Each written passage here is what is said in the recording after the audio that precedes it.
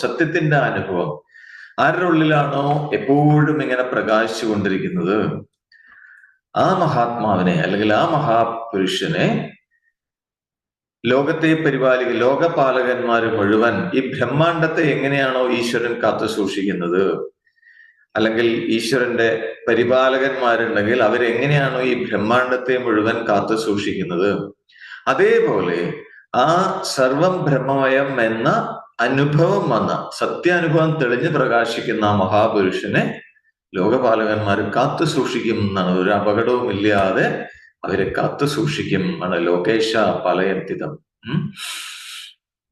അതിന് വേറൊരു അർത്ഥം എന്ന് പറഞ്ഞു കഴിഞ്ഞാൽ ഈശ്വര ഭജനത്തില് ഈശ്വരനെ സ്മരിക്കുന്നവരെ, അല്ലെ, ഈശ്വര ഭജനത്തിൽ ഏർപ്പെടുന്നവരെ ഭഗവാൻ രക്ഷിക്കുന്നതാണ് നമ്മളെല്ലാം വിശ്വാസം, അല്ലെ? അങ്ങനെയാണ് നമ്മൾ പറഞ്ഞു കേട്ടിരിക്കുന്നത്. അപ്പൊ ഇതൊരു കേട്ടുകേൾവി മാത്രമല്ല,